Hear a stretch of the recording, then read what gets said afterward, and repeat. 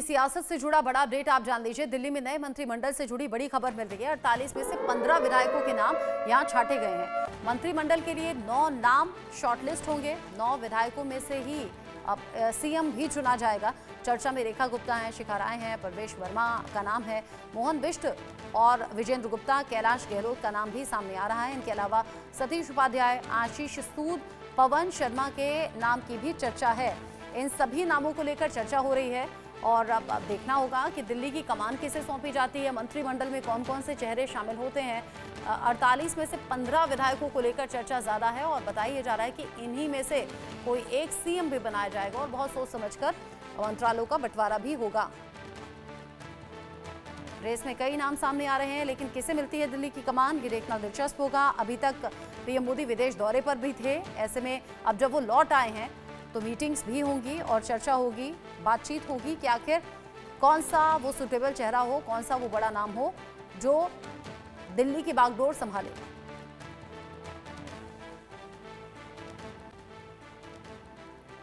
खबरें अलग अलग तरीके से सामने आई। कुछ लोगों का ये भी मानना है कि वो महिला कैंडिडेट होनी चाहिए, तो कुछ लोग ये कह रहे हैं कि अनुभव मायने रखता है। कुछ लोगों का कहना यह है कि जो लोगों के बीच में जाकर काम करे ऐसा मुख्यमंत्री दिल्ली को चाहिए। अब इन सभी कयास के बीच में कौन होता है दिल्ली में बीजेपी का मुख्यमंत्री पद का चेहरा, देखना दिलचस्प रहेगा।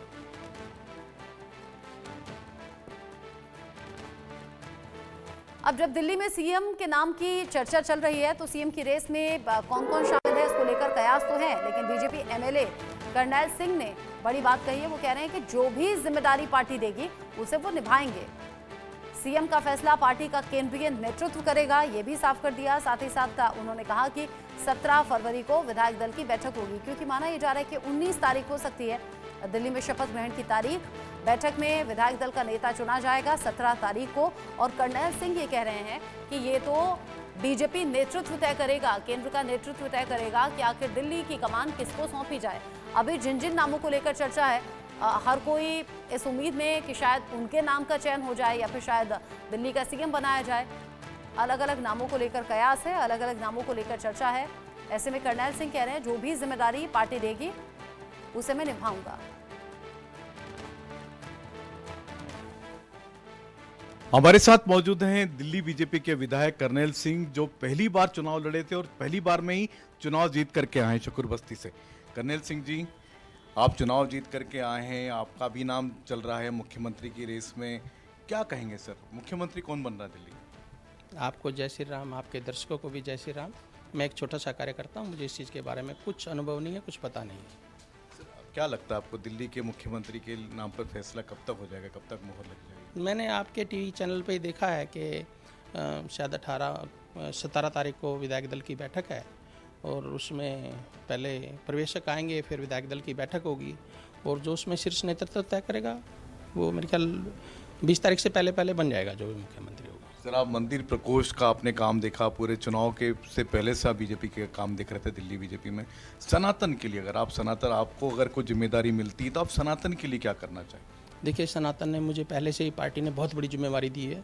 मंदिर प्रकोष्ठ का काम राजनीति से तो बहुत बड़ा है, प्रभु राम का काम है, उस काम पे लगा सनातन। बस एक ही, जो भी हमारी कैबिनेट बनेगी, जो भी मुख्यमंत्री बनेगा, उनसे भी अनुरोध करूंगा, शीर्ष नेतृत्व से भी अनुरोध करूंगा कि दिल्ली दुनिया की सबसे सुंदर राजधानी बनेगी, जहां अध्यात्म भी होगा और टेक्नोलॉजी भी होगी, बुजुर्गों का आशीर्वाद होगा और युवाओं का जोश होगा।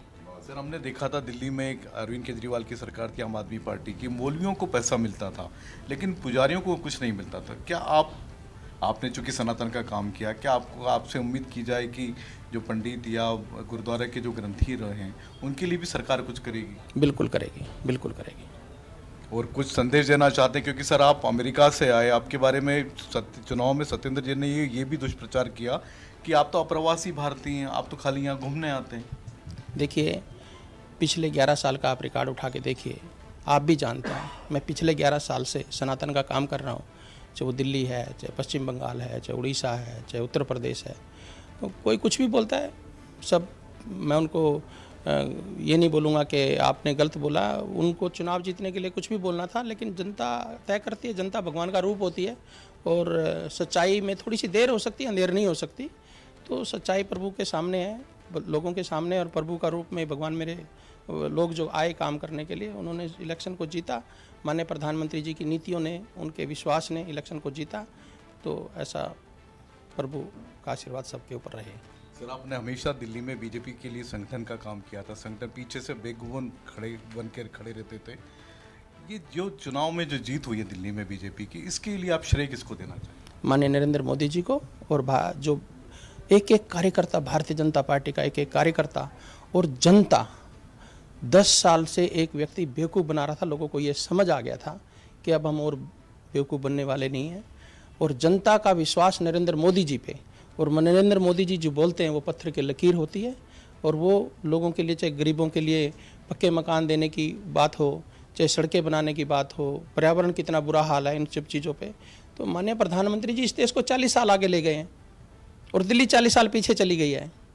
अभी ये मैं आपको बताता हूँ, एक व्यक्ति बोलता था मंच के ऊपर खड़ा होकर कि अनपढ़ प्रधानमंत्री अपने आप को IIT का स्टूडेंट बताता था। मैं उनसे पूछना चाहता हूं कि उस अनपढ़, जिसको तुम अनपढ़ बोलते हो, उसने विश्व के अंदर भारतीय जनता पार्टी की और सनातन धर्म की ध्वजा को लहरा दिया, और तुम पढ़े लिखे होकर के दिल्ली को 40 साल गड्ढे में धकेल दिया। अपने आप को कहां से कहां कंपैरिजन कर रहे हो? क्योंकि माननीय नरेंद्र मोदी जी के साथ सनातन है, अध्यात्म है, ऋषियों का आशीर्वाद है और सच्ची आत्मा है। उन सब चीज़ों को लेकर के जो जन सेवा का जो काम किया नरेंद्र मोदी जी ने, उसके ऊपर पूरा जनमानस का आशीर्वाद और प्यार नरेंद्र मोदी जी को मिला, और उसी वजह से दिल्ली के अंदर भी सरकार बनी। सर, आपने प्रधानमंत्री नरेंद्र मोदी जी के साथ काफ़ी समय भी गुजारा है, कई यात्राएं भी की हैं। अमेरिका की ये जो यात्रा थी प्रधानमंत्री मोदी जी की, ये किस तरीके से देखते? देखिए, आपने देखा है आज अमेरिका पूरे विश्व का नेतृत्व करता है, लेकिन आज विश्व का नेतृत्व करने वाला राष्ट्रपति भी हमारे नरेंद्र मोदी जी की तरफ आंखें लगाए बैठा है कि उसका मूव क्या होगा। आज उसने, आपने भी टीवी पे देखा होगा, उसने कहा है आई मिस यू मोदी जी। उनको पता है माननीय मोदी जी का मार्गदर्शन उनको भी मिलता है दुनिया को चलाना, और वो दिन दूर नहीं जब भारतवर्ष आध्यात्मिक तौर पर, टेक्नोलॉजी तौर पर विश्व का पुनः नेतृत्व करने जा रहा है, जिस तरह से महाभारत के समय में होता था। अब सर, दिल्ली में बीजेपी की सरकार बन रही है, कई सारे वादे, कई सारी उम्मीदें जनता को लगी हुई हैं आप लोगों से, चाहे यमुना को साफ करने की हो, चाहे पर्यावरण ठीक करने की हो, प्रदूषण दूर करने की हो, ये सब उम्मीदें पूरी होंगी सर? मैं आपके चैनल के माध्यम से पूछना चाहता हूँ, जो चीज़ें माननीय प्रधानमंत्री जी ने देश के लिए कही वो सब हुई, और जो दिल्ली के लिए कही वो भी होंगी। आखिरी सवाल सर, मुख्यमंत्री बनेंगे आप? ये नेतृत्व तय करेगा। मैं बहुत छोटा कार्यकर्ता हूँ इसके लिए। ये थे कर्नल सिंह जी, जिनका कहना है कि मोदी जी ने जो जो कहा है वो हमेशा किया है, और अमेरिका के राष्ट्रपति जो कि दुनिया के सबसे बड़े नेता हैं, वो खुद मोदी जी को कहते हैं miss you Modi ji. Cameraman Avinash के साथ संजय शर्मा, इंडिया न्यूज दिल्ली।